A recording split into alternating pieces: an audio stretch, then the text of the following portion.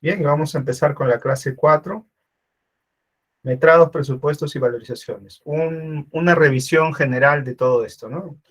En 2 horas es muy difícil condensarlo, pero vamos a hacer todo lo posible para hacerlo posible, ¿ya? Bien, en todo proyecto, para empezar con los metrados, se necesita cuantificar con una muy buena aproximación la extensión del trabajo y también cuantificar lo que es los recursos, ¿no? Por ejemplo, mano de obra, materiales, las herramientas, etcétera. Entonces, una forma es a través del metrado. Si nosotros más o menos tenemos la cantidad del trabajo dimensionado, podemos también dimensionar la cantidad de recursos y por lo tanto podemos saber cuánto cuesta y hasta cuánto puede durar inclusive, ¿no? Es importante saber hacer metrados porque imagínense si hacemos un metrado y nos sobra el material, ¿qué hacemos con ese material que sobra? O si nos falta el material, ¿cuánto falta? No sabemos, ¿no? En todo caso, es perjudicial, ¿no? Porque en el primer caso nos sobra dinero, nos sobra material y es una pérdida porque ese material, ¿dónde lo vamos a colocar? Vamos a tener material de sobra, ¿dónde lo podríamos poner? Y el otro es cuando falta material, pues estamos atrasados, ¿no? No podemos avanzar con los trabajos. La experiencia es un factor fundamental para hacer un buen metrado. Ayuda además a aplicar el reglamento de metrados porque permite organizarnos mejor, ¿no? Existe un reglamento de metrados que nos permite organizarnos mejor.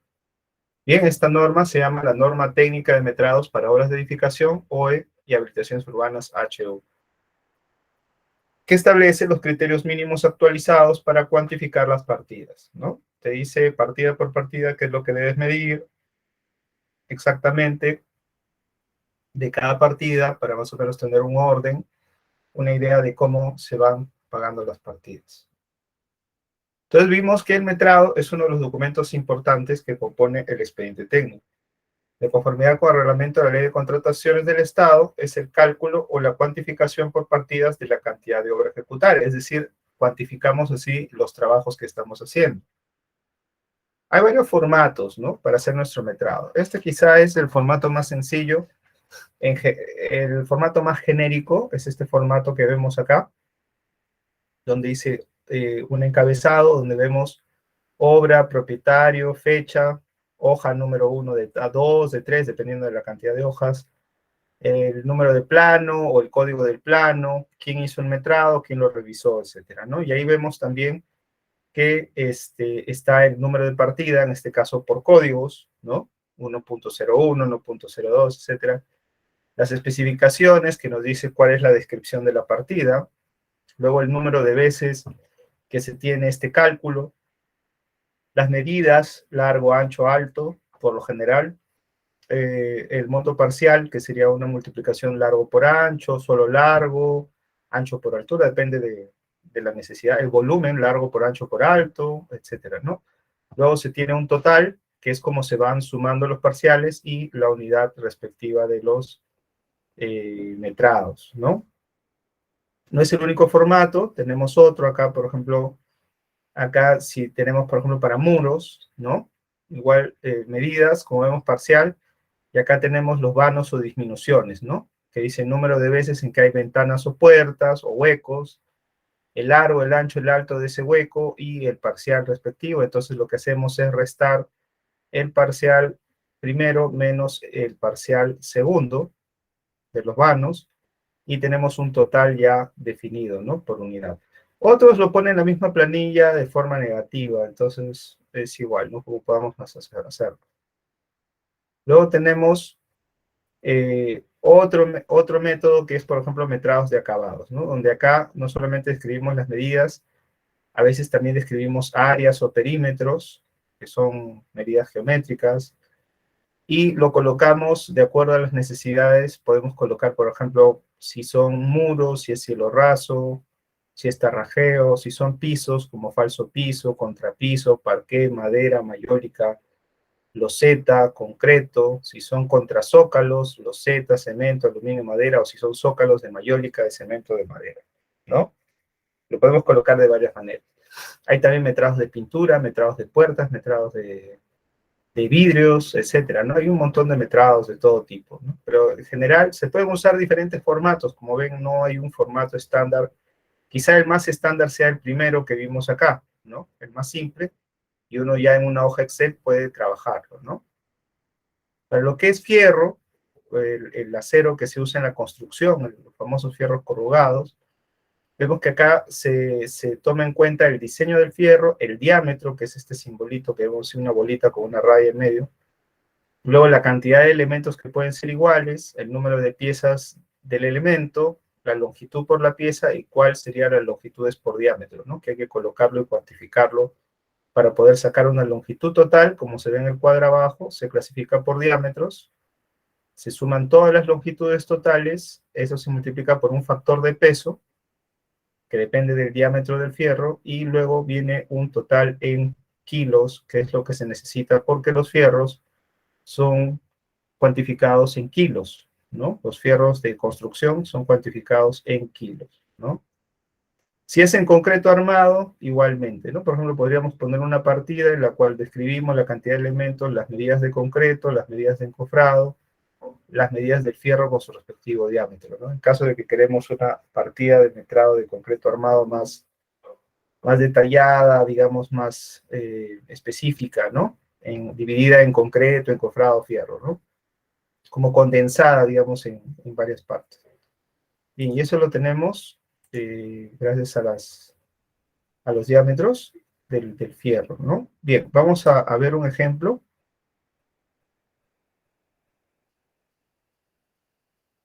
Vamos a ver un ejemplo, por a ver. Un momento, por favor.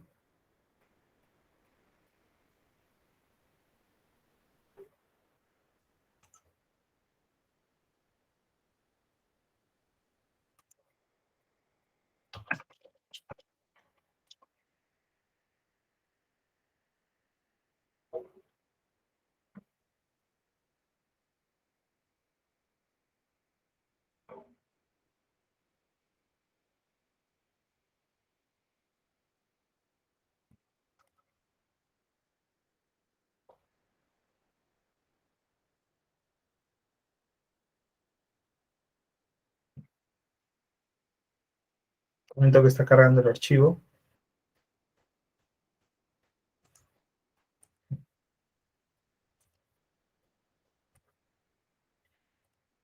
Ya, ahora sí, vamos a compartir el Excel y vamos a hacer un ejemplo de metrado, ¿ya? A ver, ah, acá. Ya. Bien, no sé si se ve el Excel, ¿sí? ¿Se ve? Está cargando, ¿no? Y ahora sí. Bien, acá nosotros vamos a hacer una hoja muy sencilla del metrado. Acá vamos a poner un metrado de concreto, ¿no? En este caso, un metrado de concreto muy simple, para que vean más o menos cómo se cuantifica. Nosotros vamos a ver, por ejemplo, la partida número 1 sería metrado de columnas. Y entonces lo vamos a especificar como la partida de columnas. Vamos a poner acá, por ejemplo, la unidad. Lo vamos a hacer por metros cúbicos, que es la unidad del concreto, que normalmente se hace así. Luego tenemos medidas, ancho, largo, altura. Luego tenemos el volumen total. Bien, ahí está. Entonces, ahora vamos a comenzar con la columna C1, que nos dice que tiene un ancho, voy a poner unos datos, ¿no? Tiene un ancho de 35 centímetros por un largo de 25 centímetros y un alto de 2,50.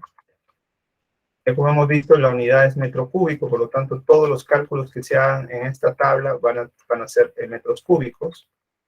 Para calcular el volumen de este metrado de columnas, yo lo que voy a hacer es multiplicar estos tres números, ¿no? Ancho por largo por alto, ancho por largo por alto, y ya tengo el volumen. Pero como están viendo, el volumen está en metros cúbicos, pero tiene muchos decimales, entonces yo necesito redondear solamente a 2 decimales, es suficiente con 2 decimales. le pongo este valor de acá y sale 0.22, ¿no? Acá también, por ejemplo, podríamos poner una columna más, insertar, donde diga número de veces, ¿no? Número de veces. Vamos a suponer que esta columna 1 tiene unas 9 columnas iguales, ¿no? Entonces el total va a ser igual a las 9 veces por 0.22, será 1.97 metros cúbicos, ¿no?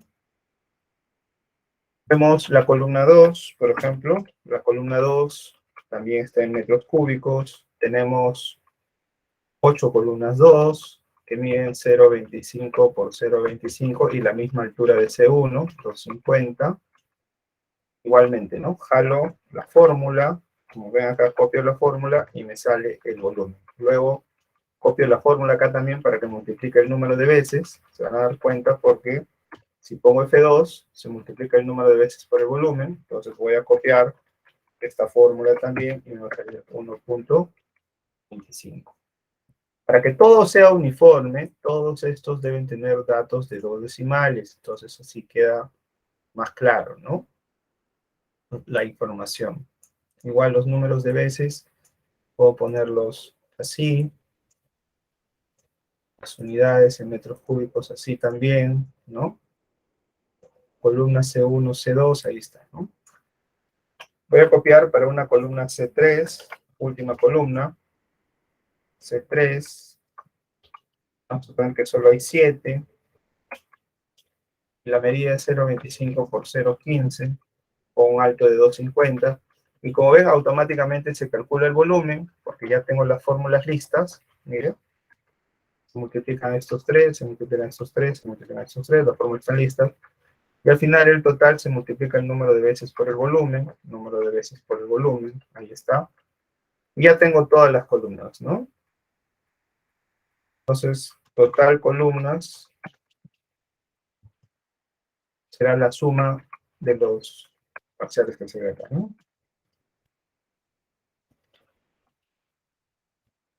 Como vemos es 3.88 metros cúbicos, porque la partida del concreto está en metros cúbicos, 3.88, ¿no? Acá vemos que ha salido 3.88 metros cúbicos. Entonces, si yo quiero saber cuánto concreto necesito pedirle, por ejemplo, a una empresa de premezclado para mis columnas de este piso, acá también habría que poner, ¿no? Que este, por ejemplo, es el primer piso. Hay que poner un subrayado ahí para que parezca interesante, ¿no? Para el primer piso, yo le tendría que poner total de columnas, le diría que necesito solo 3.88 metros cúbicos, o posiblemente 4 metros cúbicos para que me dé un poquito más, ¿no? Ustedes saben que las medidas en campo hay que darles por lo menos un medio cubo más porque las formas reales no son iguales a una forma perfecta, ¿no? Los encofrados reales no son perfectos, entonces el concreto adopta las formas reales y más o menos debe variar un medio cubo arriba, medio cubo abajo, ¿no? Lo ideal es que no falte ni sobre en los vaciados, ¿no?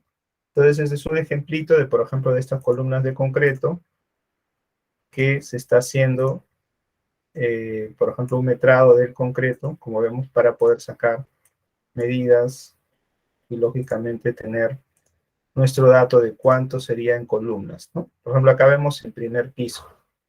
¿Qué tal si hay un segundo piso? Entonces yo lo que voy a hacer es, voy a copiar estas celdas, voy a insertarlas por aquí, voy a poner un segundo piso,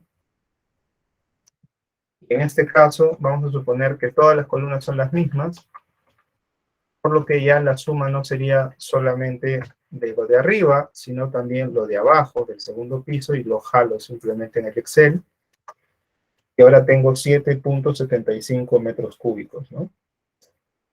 Probablemente le pida al proveedor de concreto premezclado que me mande un carro, un mixer de 8 metros cúbicos, ¿no? Para que de esa manera pueda vaciar tanto las columnas del primero como del segundo piso. Pero aquí viene el tema. el primer piso y el segundo piso no se pueden hacer a la vez. Por lo tanto, pediré solamente lo de arriba y después de que haga el techo del segundo piso, pediré lo de abajo, ¿no? Hay que tener cuidado porque también cuando nosotros hacemos requerimientos, debemos hacer solo los requerimientos que necesitamos. Pero digamos, para los metrados, si quiero saber los metrados del primer piso y del segundo piso, el total, bueno, el total de esa casa tiene 7.75 metros cúbicos de columnas, ¿no? De columnas. Ahí está. De columnas, ¿no? Podría también poner, por ejemplo, un metrado de zapatas, que puede ser antes de este, ¿no? Y este le ponemos 1.02. Por lo tanto, voy a copiar todo esto arriba. Ahí le voy a hacer un renglón para que se separe un poco de esto, ¿no? Como ven, todos están en metros cúbicos. Acá pondré 1.01 zapatas, perdón, zapatas, que son los elementos donde se soportan las columnas en la tierra, ¿no? Acá pondremos columnas, ¿no? Obviamente no van a haber zapatas en el segundo piso, es imposible, esto se elimina. Recuerden, las zapatas solo se dan en la tierra. En este caso ya ni siquiera es necesario un primer piso. Total zapatas. Acá no necesitamos especificar que es de algún piso o no. En este caso ponemos Z1, Z2, Z3, ¿no? Igual habrán tantas zapatas como columnas. Vamos a suponer que aquí el ancho es de 1 metro y el largo es de 1 metro. Y todas tienen el mismo ancho y alto, ¿no? La altura va a ser justamente la altura del elemento. Vamos a suponer que sea 60 centímetros. Todos los casos. Y como vemos, automáticamente se calculan los volúmenes por la fórmula y se calcula por el número de veces y ya tenemos el total de las zapatas que hay en este metrado de concreto. O sea que en realidad, pues hacerlo en Excel es bastante versátil, ¿no? Se puede hacer de maneras bastante adecuadas, ¿no? No habría ningún problema. Como vemos, se puede hacer de varias maneras, ¿no? Zapatas, columnas, podemos hacer vigas, podemos hacer losas, cosas aligeradas, ¿no? Etcétera, ¿no? Y así voy haciendo mis metrados de concreto, ¿no? Lo mismo vamos a hacer en metrados de encofrado, metrados de fierro, etcétera, ¿no? Por ejemplo. Otro ejemplo de metrados. Podríamos tener como ejemplo de metrados, más abajo, podríamos tener el metrado de pisos, ¿no? Metrado de pisos, en el cual voy a copiar esta tabla de acá arriba, como vemos acá, básicamente la misma estructura, metrado de pisos, y acá pongo mi partida.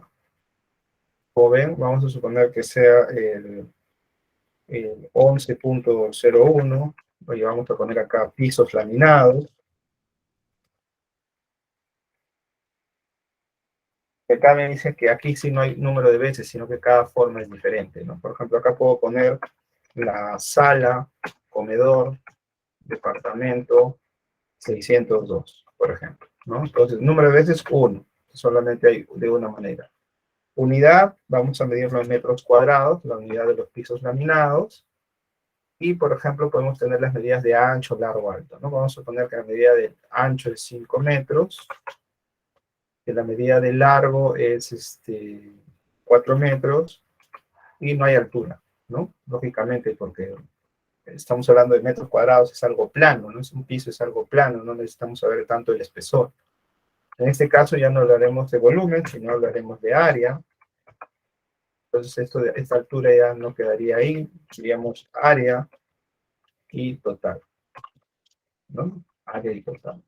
El área sería la multiplicación del ancho por el largo, y el total sería el número de veces por el área, ¿no? Ahí está. Nuevamente, si lo queremos bien esto, habría que pues ponerlo centrado, aquí por ejemplo con sus decimales, 2 decimales, ¿no? Ahí está. Entonces ya tenemos por ejemplo la sala comedor del departamento 602. Ahí puedo poner pasadizo, departamento 602, número de veces solo hay uno. Esto lo voy a copiar en formato, voy a usar esta brochita del Excel para copiar todos estos formatos, ¿no? De esa manera todo me va a salir el mismo formato. Nuevamente metros cuadrados, como ven ya automáticamente me dice si es metro cuadrado, simplemente pongo M, se copia, ¿no? Luego acá en el pasadizo tiene un ancho de 1 con 4 metros de largo, el área es una fórmula y el total también es una fórmula, esto lo puedo copiar, lo copio y automáticamente ya tengo el dato del área y su total. Luego tenemos acá el dormitorio del departamento 602. Nuevamente el número de veces es 1, metros cuadrados. El ancho es 4 por 4, el largo, y por lo tanto copio las fórmulas de área por total, ¿no? Hemos dicho que es la multiplicación de ancho por largo, y el total es el número de veces por el área, ¿no? Ahí tengo la oficina, el departamento 602, igualmente es 1, metros cuadrados, aquí será 3 por 3, copio mi área y mi total. Muy bien. Entonces ahora total, pisos laminados, va a ser en metros cuadrados, ¿no? Va a ser la suma de todos estos pisos laminados que vemos acá, ¿no? Sale 49 metros cuadrados, porque lógicamente los pisos laminados están en metros cuadrados, ¿no? Están en metros cuadrados.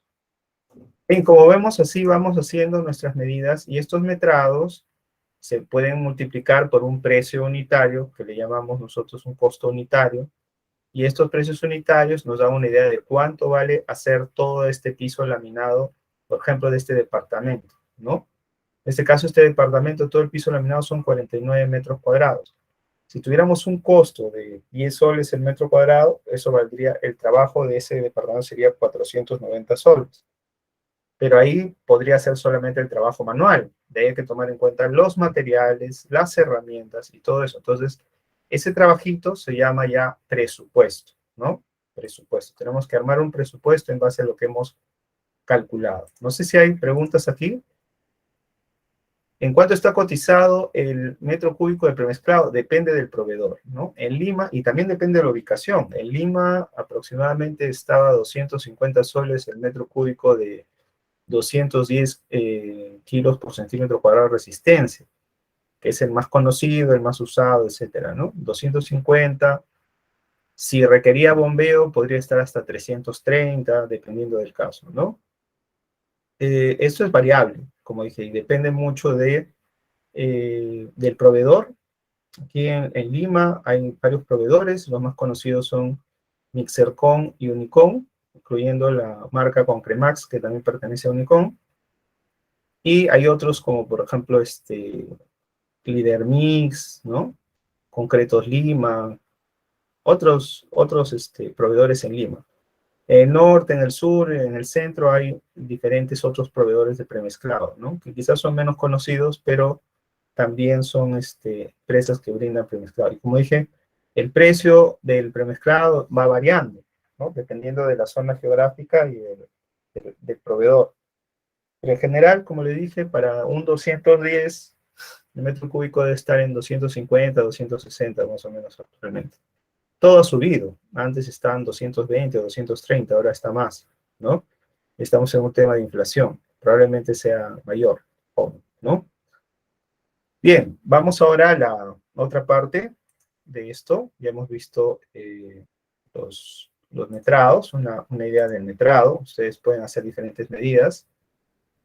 A ver, un techo de 90 metros cuadrados de un primer piso, ¿cuántos metros cúbicos entra? Bueno, eso va a depender de si el techo tiene aligerado, si hay huecos, si el espesor es, por ejemplo, 20 centímetros o no, si viene con aligerado en dos direcciones o no, o sea, habría que ver qué tipo de techo es, ¿no?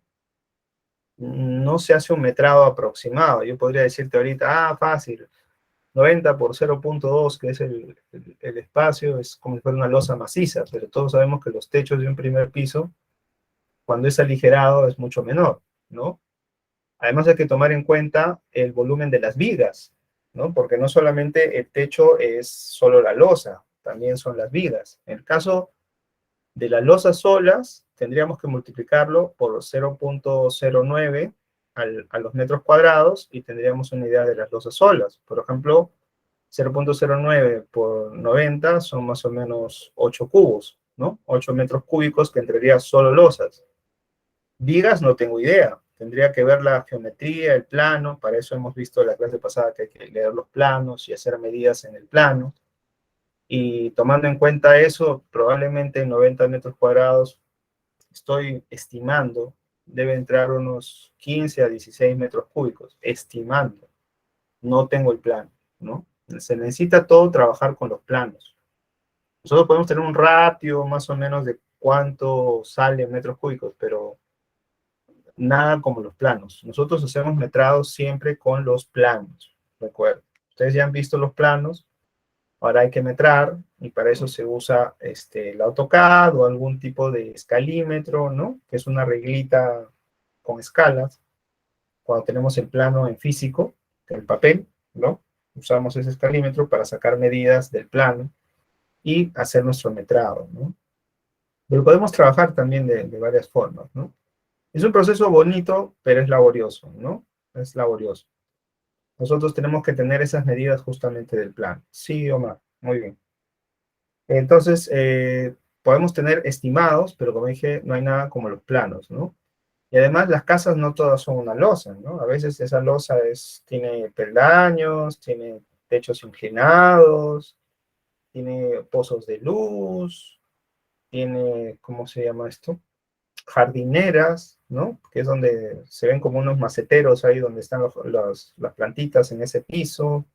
Tiene entradas, salidas, ¿no? Recovecos, la forma de los techos ahora, pues, debido a una arquitectura más moderna, ya no es simplemente algo rectangular, ¿no? Sino a lo mejor tiene unas formas más raras, ¿no? Para darle mejor efecto visual. Entonces, esos detalles hay que medirlos todos a conciencia, ¿no? Y eso es lo que nos dice más o menos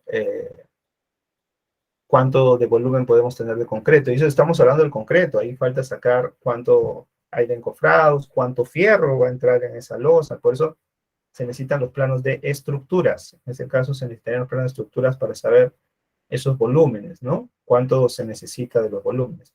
Pero igual, podríamos hacer el ejercicio luego. Ahora vamos a ver un poco el presupuesto para manejarlo. Tengo, a ver, voy a mostrarles el presupuesto. O sea, ¿qué es el presupuesto? Y los costos, ¿no? Bien, vemos acá qué es el costo para empezar. ¿Qué es el costo? Es un gasto económico, que es algo que tenemos que invertir dinero, ¿no? Para fabricar un producto o prestar un servicio. Entonces, nosotros ese costo que nosotros, sobre todo en las obras, le llamamos costo de producción, le agregamos una utilidad, es decir, una ganancia para nosotros, para poder ofertar a precio de venta, ¿no? Para poder ofertar a precio de venta. ¿Por qué? Por ejemplo, si yo soy una persona que soy especialista en esto de los vaciados, vamos a suponer, ¿no? Como hemos visto, y yo te ofrezco mi concreto, lógicamente no te lo voy a dar a mi mismo precio de costo, porque entonces, ¿qué gano yo? Simplemente yo produzco y te lo vendo y solo recupero los materiales, no tengo ninguna ganancia. Entonces, supone que lo que a mí me cuesta, yo debería ponerle algo más de dinero, que ese algo más es nuestro margen de ganancias, a lo que también llamamos utilidad, ¿no? Por eso es que nuestro precio de venta usualmente debe ser mayor que el precio de costo para tener ganancias positivas. Ahora, ¿cuánto puedo ganar más? ¿Hasta dónde? Ya es un tema del mercado, ¿no? O sea, de cómo nosotros estamos respecto a otros proveedores, ¿no? A lo mejor otro lo vende más barato, otro lo vende más caro, pero tiene mejores calidades. En fin, entonces eso es lo que nosotros tenemos que manejar de acuerdo a nuestras ganancias, nuestros estudios, ¿no? En general, el costo de un producto está más o menos distribuido de la siguiente manera, ¿no? El costo de producción está compuesto por el costo de los materiales, la materia prima, ¿no? Por ejemplo, el cemento, el ladrillo, la madera, etcétera, ¿no? Está el costo de la mano de obra directa que viene a ser los obreros, ¿no? El trabajo de los obreros. Y está el costo de los equipos, ¿no? Puede ser un cargador, puede ser una mezcladora, las herramientas manuales, etcétera, ¿no? Y además debemos considerar unos gastos generales y otros costos asociados porque también se necesita incluirlos ahí. Por ejemplo, el costo de la luz, el agua, los alquileres, el transporte, etcétera. Todo eso requiere también colocarlo ahí, porque todo eso es lo que cuesta realmente hacer la obra, ¿no? Entonces no es simplemente los materiales o la mano de obra, también el equipo y los otros gastos, ¿no? Que están asociados al costo de la partida. Si nosotros tenemos esos costos controlados y las ventas aseguradas, obviamente tendremos ganancias, ¿no? Esa es la idea. Entonces nosotros nos vamos a centrar en estos costos controlados. Entonces, ¿cómo hacemos para que estos costos estén controlados? Primero, que la empresa debe conocer los gastos por adelantado para poder estimarlos. Si nosotros lo estimamos, a eso ya tenemos una buena idea de cuánto vamos a necesitar de dinero para iniciar el proyecto. Entonces, comenzamos a asignar costos a ciertas partidas y a esto lo llamamos presupuesto. Es una suma de costos para que nosotros podamos hacer nuestro presupuesto.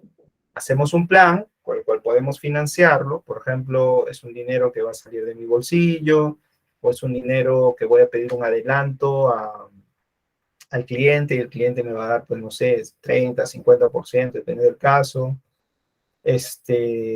O le pido al banco, ¿no? Y le doy garantías, etcétera. Entonces, con ese dinero, yo ya puedo empezar mi proyecto, ya puedo hacer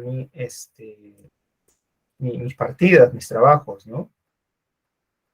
Entonces, de estos tipos hay dos, ¿no? De estos tipos de costos hay dos. Uno es directos, costo directo, y el otro es el costo indirecto, ¿no? El costo directo es lo que está referido solamente a la producción. Por ejemplo, lo que había dicho, ¿no? Materiales, mano de obra, los equipos, etcétera. Mientras que los costos indirectos son los relacionados como costos de soporte. La luz, el agua, el internet, el staff, por ejemplo, los ingenieros, los arquitectos, los administradores, todos ellos, ¿no? Entonces, todo eso también son costos indirectos, ¿no? Entonces hemos visto, ¿no? Los costos directos, mano de obra, materiales, equipo, herramientas, costos indirectos, gastos generales, donde está la oficina de campo, los seguros, el financiamiento, etcétera, ¿no? Y la utilidad, ¿no? Que es el margen de ganancia, que hemos dicho que eso lo fijamos nosotros de acuerdo a análisis. Entonces, ¿qué es el costo directo? Son aquellos que quedan insumidos en una obra, es decir, se quedan con la obra. Representan estos costos directos la mano de obra, los materiales, el equipo y las herramientas. El costo directo de una obra está dado por la suma de costos parciales en la hoja de presupuesto.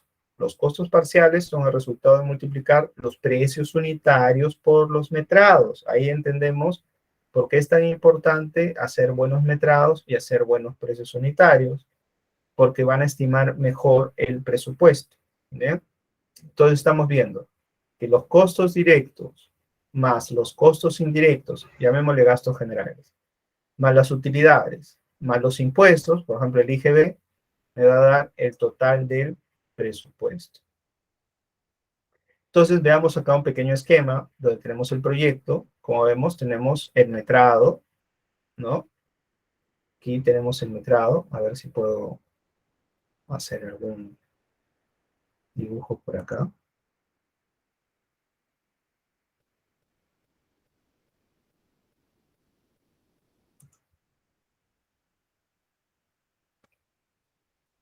Acá tenemos el metrado, como vemos acá. Y acá, este metrado tiene sus recomendaciones, su formato, su nomenclatura, como ya lo hemos visto, ¿no? Tiene su propia manera de escribirse, hacer las tablas, etcétera, el metrado. ¿De dónde salen estos metrados? De los planos. Por eso es importante tener conocimiento de los planos, de la memoria y las especificaciones primero, y luego ya pasamos a los metrados para poder hacer los presupuestos. Bien, una vez que hemos obtenido esos metrados de los planos, nosotros haremos los costos unitarios, pero para esos costos unitarios vamos a tener que especificarlo en costos directos y en costos indirectos, ¿no? Y los tributos, que ya hemos dicho es el IGB, ¿no? 18% a la fecha. Los costos indirectos son relativamente, pueden ser estimados, ¿no? Se pueden analizar haciendo un desagregado o bien se pueden estimar mediante un porcentaje del costo directo. Por ejemplo, en los gastos generales podemos estimar un 5%, un 20%, dependiendo del caso, ese es el rango.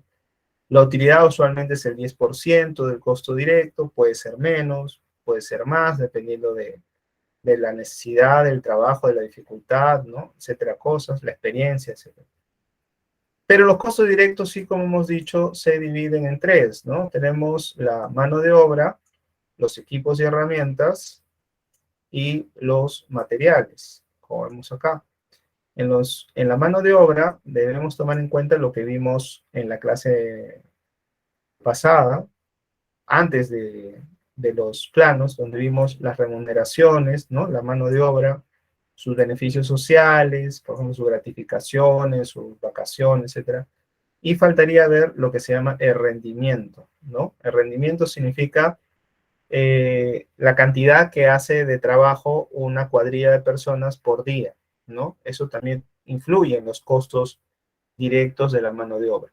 En cuanto a los equipos, como vemos acá, en cuanto a los equipos y herramientas, debemos tomar en cuenta los costos de los equipos y los costos de las herramientas por separado. De las herramientas manuales, usualmente suelen ser un porcentaje de la mano de obra, ¿no? 3%, 5% del costo de la mano de obra.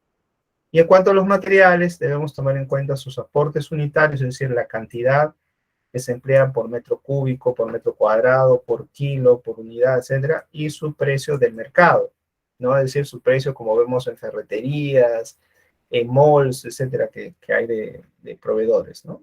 Estas tres cositas, incluyendo esos costos indirectos, forman el costo unitario, los cuales también tienen sus normas, y sumando todos estos costos unitarios, más multiplicando por los metrados, y aplicándoles porcentajes como los costos indirectos y los tributos, nos da el presupuesto que nosotros queremos realizar, ¿no? Nos da el presupuesto, ¿sí? Eso es lo importante. Bien.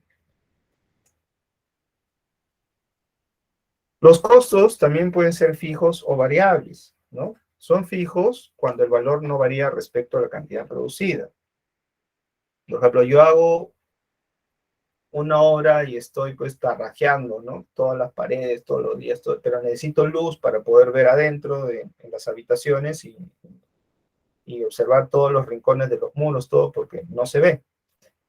Y ahora no decir, ¿para qué quieren luz si están bajo techo? Sí, pues, pero es que en las paredes cuando no están, por más ventana que haya, las paredes de ladrillo, que no sean blancas, o sea, no, que no sean bloques blancos, absorben luz. Entonces, como absorben luz, no vemos, vemos oscuro. Y si le echas la mezcla de cemento, ¿no? Del mortero de tarrajeo, se ve más oscuro todavía. Entonces, no ves. Entonces, ¿qué necesitas? Luz. Necesitas luz. Y esa luz, normalmente viene un recibo por el total, así hayas trabajado más o menos por ahí esa luz, como se va a quedar ahí todo el tiempo prendido, se verá si se gasta más o menos del total, ¿no? Entonces eso le llamamos costos fijos, porque aproximadamente van a estar por ahí todos los meses, van a estar relativamente el recibo no va a subir ni va a bajar mucho, ¿no? Va a estar por ahí todo el tiempo. En cambio son variables cuando sí varía respecto a la cantidad producida, por ejemplo las bolsas de cemento, ¿no? En las bolsas de cemento sí, ¿no? Por ejemplo, hoy día he hecho más tarrajeos que el día anterior, he gastado más bolsas de cemento, por lo tanto esos costos variables aumentan, ¿no? Aumentan totalmente. Entonces, lo importante aquí para conocer los gastos, con ellos también puedo anticipar los recursos, ¿no? Porque sabiendo más o menos cuánto es lo que voy a gastar, ya puedo ver de dónde puedo sacar ese dinero para tener justamente y poder construir, ¿no? ¿De qué sirve que yo diga, vamos a tener una casa linda con jardín y todo, si no tenemos la plata, ¿no? Entonces, no tenemos la plata, todo va a quedar en el sueño o en el papel, por último, en el plano, pero no tener el dinero significa no hay recursos, y no hay recursos, entonces no sabemos. Ahora, también yo puedo quedarme en el papel, como dije, y saber exactamente cuánto cuesta hacer mi casa, pero como no tengo todavía ese dinero, entonces todavía no lo construyo, pero por lo menos ya sé cuánto va a costar. Entonces tengo una idea, esa casa va a costar $1.000.000, ya, ok, va a costar $1.000.000, entonces yo ya sé que en mi vida, en mi trabajo, con préstamos, no sé qué hago, vendo un terreno, etcétera, ya buscaré la forma de conseguir ese $1.000.000, ¿no? Entonces, eso es distinto porque yo ya tengo la idea en la cabeza de cuánto va a costar. ¿Bien? Otros, por ejemplo, estiman los gastos por experiencia, digamos, ya saben, ¿no? Cuánto puede costar esa casa. Otros lo sacan por proyectos similares, o sea, a lo mejor ya ha habido una casa igual, ¿no? Y entonces ellos dicen, mira, ha habido una casa similar, entonces podemos estimar que más o menos por ahí va el costo, ¿no? Otro se saca de algunas revistas especializadas, como son las revistas Constructivo y Costos. Son unas revistas que, bueno, no circulan fácilmente en un kiosco, pero se pueden pedir por internet y suscribirse, y ahí salen unos costos que más o menos uno puede referirse para sacar cálculos, ¿no? Sobre todo para el tema de los costos unitarios. También la idea es tener los costos para ver qué podemos reducir también, ¿no? En qué podemos ahorrar sin malograr la calidad de la obra ni poner en peligro la seguridad. Es decir, debemos mantener que todo se avance a la velocidad que tiene que ser, mantener la calidad y mantener la seguridad de la obra. Ya hemos visto lo de la seguridad la vez pasada, ¿no? Entonces, más adelante vamos a ver lo de la calidad también, ¿no? Pero ahora estamos hablando de manejar los costos. Bien, los costos van variando con el tiempo porque el valor de las cosas varía con el paso del tiempo. Por ejemplo, el valor de una casa, de un auto, una maquinaria, el tipo de cambio, por ejemplo, el dólar, para variando todos los días. El precio de la gasolina también varía todos los días. Entonces, necesitamos cotizaciones actualizadas de los precios de los insumos. Entonces, a veces, cuando todavía estoy estimando el presupuesto, puedo coger las cotizaciones del momento, tomando en cuenta la fecha en la cual he cotizado, ¿no? ¿Por qué? Porque, como les dije, lo de la casa. Hoy día yo calculo y la casa está a $1.000.000. Pero ahorita no tengo ese $1.000.000. Probablemente tengo que ahorrar, pedir prestado, hacer inversiones, etcétera. Y ya, pues, poniendo el mejor de los casos, que de acá a 10 años tenga ese $1.000.000. Y ese es un sueño, pero ya vamos a suponer que de acá a 10 años tengo ese $1.000.000. Está bien, pero entonces la casa en 10 años después ya no va a valer $1.000.000. Probablemente valga más construirlo porque todos los precios siempre van subiendo con el tiempo. Todos lo sabemos, ¿no? A lo que se llama inflación. Entonces, lo que ahorita valió 1.000.000, quizá valga 1.500.000 o 2 millones ya de acá a 10 años. Entonces, a lo mejor estoy juntando dinero y cuando llegue el momento de construir, apenas podría hacer los cimientos, ¿no? ¿Quién sabe, no? O a lo mejor lo dejaré en casco y no podré poner los acabados porque no me va a alcanzar la plata. Entonces, siempre tengo que estar actualizando los costos de mi presupuesto para tener el valor más real posible de cuánto vale en este momento. Cuando yo ya comienzo a construir, ya la cosa es distinta, porque entonces los precios usualmente no varían tanto de un momento a otro.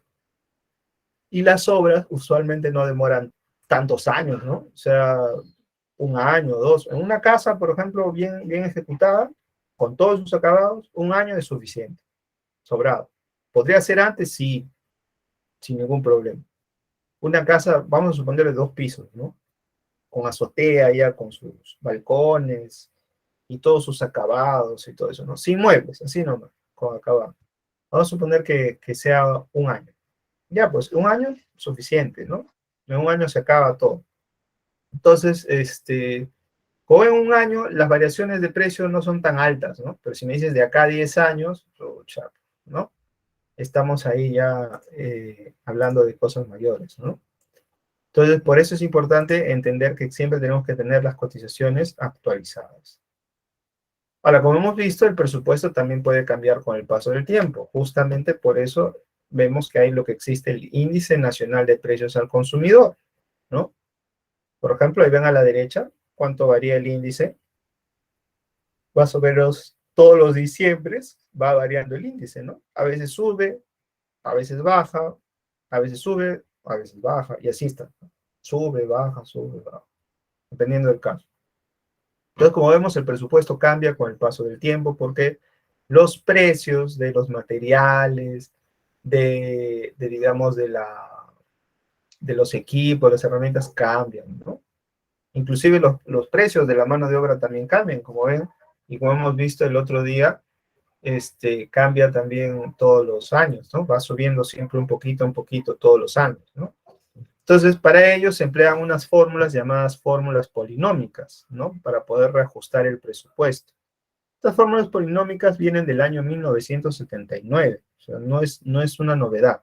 Son fórmulas antiguas, pero que siguen vigentes porque nos permiten calcular adecuadamente esos reajustes, ¿no? Esos reajustes, que es como darte por el valor que está actualmente en el mercado, ¿no?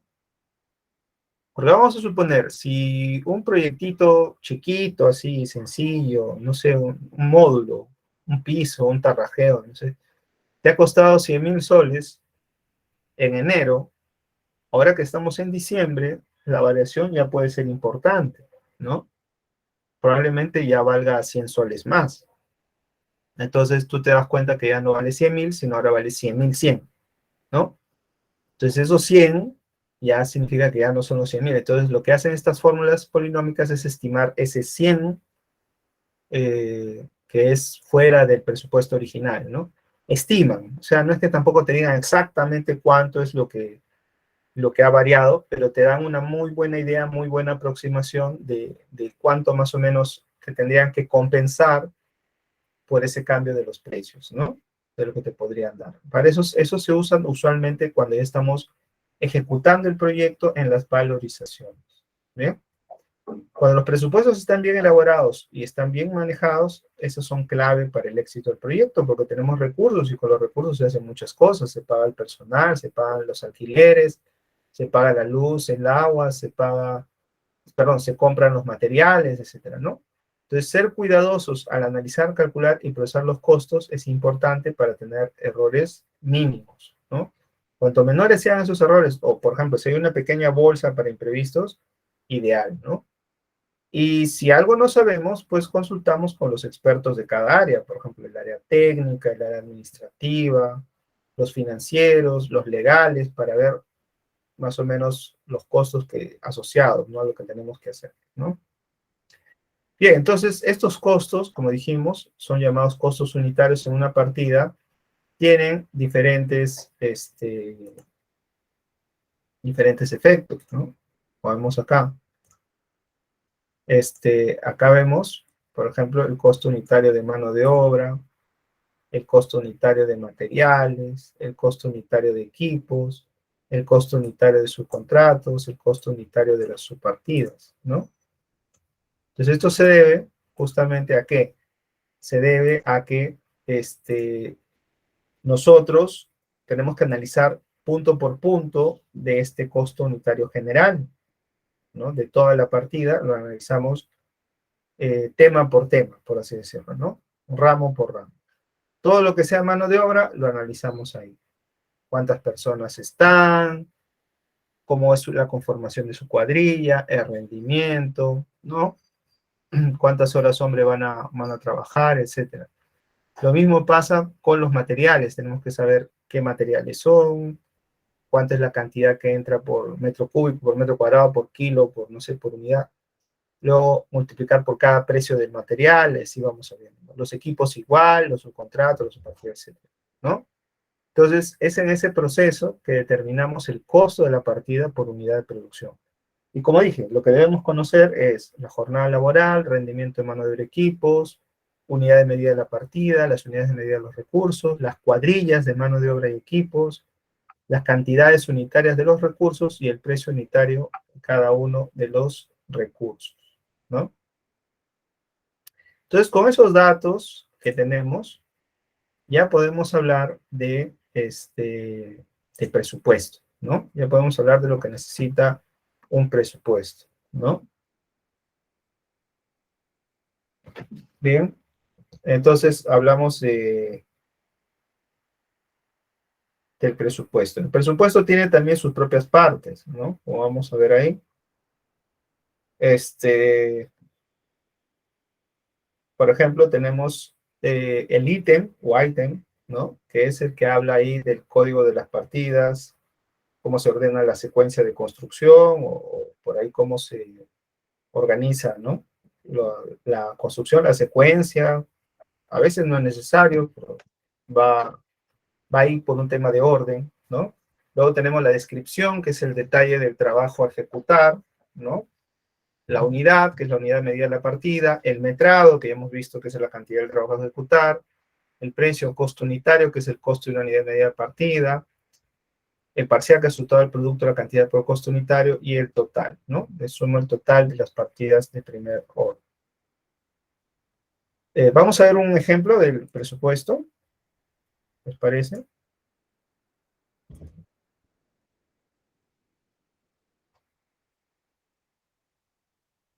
Mm, Ahora un momento.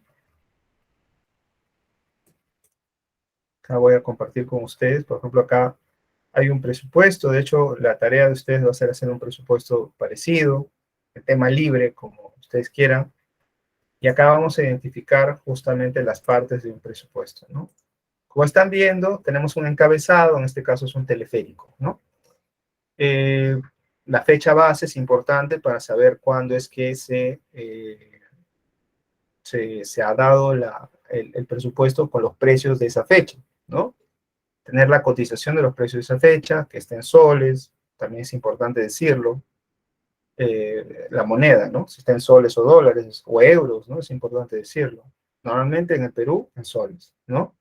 Y luego vienen los items, como vemos acá, 1.1, 1.1, que nos organizan la secuencia o las partidas. Luego vemos las partidas, el nombre de la partida, donde dice obras civiles, trabajos preliminares, movilización y desmovilización de equipos, ¿no? Y así, nombre de la partida. Vemos la unidad de la partida, global, metro lineal, metro cuadrado, unidad, ¿no? Etcétera. Vemos el metrado, por ejemplo, ahí en la columna metrado dice 1, por ejemplo, 1 es un global, ¿no? O sea, un total de todo, uno por todo, un 100% de todo. Por ejemplo, el acondicionamiento de acceso, vemos que dice 55 metros lineales, ¿no? Porque este es 55, metros lineales, entonces se lee 55 metros lineales de acondicionamiento de acceso. Almacén de obra, 30 metros cuadrados de almacén de obra. Caseta de obra, 12 metros cuadrados de caseta de obra.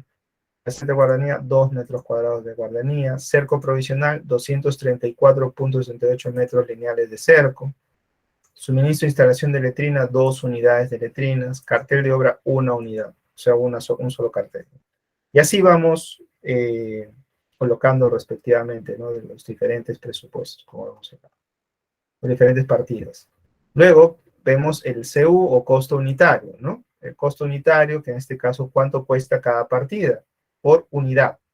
Por ejemplo, este global cuesta, por unidad global, cuesta 10.000 soles la movilización de equipos. Por el acondicionamiento de acceso cuesta 18.62 soles el metro lineal. Este 18.62 significa que esto es lo que cuesta el metro lineal. Lo mismo en almacén de obra, 93.92 soles el metro cuadrado.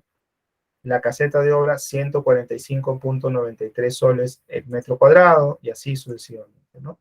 Y por último tenemos el parcial, que va a ser el producto del metrado por el costo unitario, ¿no? 1 por 10.000, 10.000.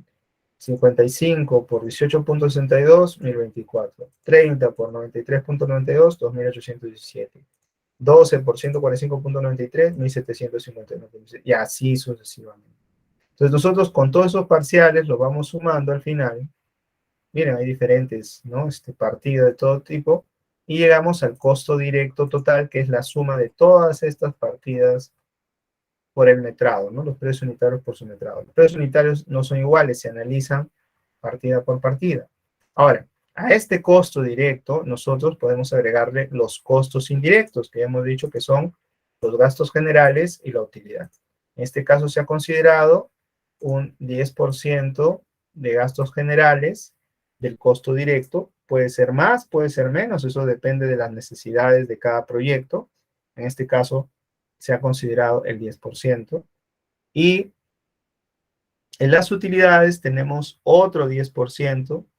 También eso dependerá de la experiencia, si se quiere ganar mayor margen, menor margen, todo depende de la empresa, cuánto quiere ganar por su trabajo. El subtotal, como vemos ahí, es la suma del costo directo más los gastos generales más la utilidad. Nos sale el subtotal. A eso tenemos que agregarle el IGB, que es el 18% del subtotal. Ojo, el IGB es el 18% del subtotal. ¿Ya? Y la suma de este IGB más el subtotal nos da el presupuesto, que usualmente cuando terminamos la hoja del presupuesto abajito, no solo ponemos los numeritos del presupuesto, sino también lo ponemos en letras, ¿no? Como dice abajo, son 331.111,02, creo, o 62, no me acuerdo, a ver, es con 02 mensual, ¿no? Ahora ya lo viví. Bien, entonces ese es un presupuesto de obra, ¿no? Más o menos. En este caso es un teleférico, se ha tomado en cuenta varias partidas, sus costos unitarios y se ha tomado en cuenta este valor, ¿no? Ahora, voy a seguir compartiendo.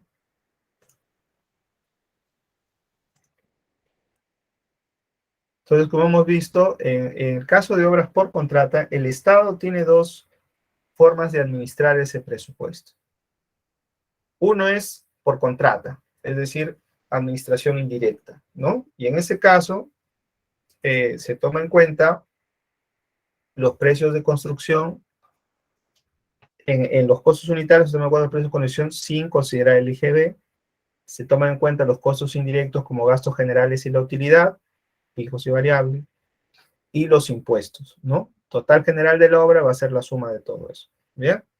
Ahora, eso es porque, como dijimos, el presupuesto tiene el costo directo que incluye los insumos sin IGB, más los gastos generales, también sin IGB, más la utilidad, eso es un porcentaje del costo directo, nos da un subtotal, que es la suma de estos tres, costo directo más gasto general más utilidad, se le agrega el impuesto IGB 18% y nos sale el total del presupuesto, que sería el subtotal más el IGB. ¿Ok? Esto es en el caso de obras por contrata, es decir, la municipalidad contrata a una empresa o a otra institución para que haga la ejecución y también administre la plata. O sea, ellos solitos administran su propio dinero. En cambio, en obras por administración directa, en el costo directo, los precios incluyen impuestos y solo se consideran los gastos generales. Ya no se considera utilidad porque es la misma municipalidad en este caso que ejecuta la obra. Y por lo tanto es la municipalidad la que contrata al personal, la municipalidad va y compra materiales, la municipalidad va y compra las herramientas, etcétera, ¿no? Entonces en ese caso, el costo directo sí va con el IGB y los gastos generales también van con el IGB. Total del presupuesto va a ser el costo directo más los gastos generales. Entonces vemos que una municipalidad, un gobierno regional, un ministerio puede, o bien lo designa otro para que construya, una empresa privada, por ejemplo, y lo hace la empresa privada y ya la empresa se encarga de comprar materiales, administrar al personal, etcétera, o bien lo hacen en la misma institución, ¿no? La misma entidad del Estado, para el cual va la misma entidad va a tener que contratar a la gente, comprar los materiales, etcétera, etcétera. Pero seguirá procesos de acuerdo a lo que el Estado le dicta, le norma, ¿no? Será diferente que una empresa privada, quizás sea más lento, probablemente, ¿no? Entonces, el manejo será muy diferente. ¿Bien? ¿Hasta ahí alguna pregunta?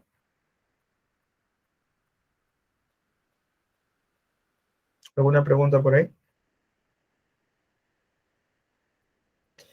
Bien, Sí, vamos a ver. disculpe. Sí, En cuanto a las utilidades, las empresas, bueno, las obras de Estado que los ejecutan directamente el Estado, ¿por qué no generan o por qué no se consideran las utilidades? Porque va como ganancia para el Estado o...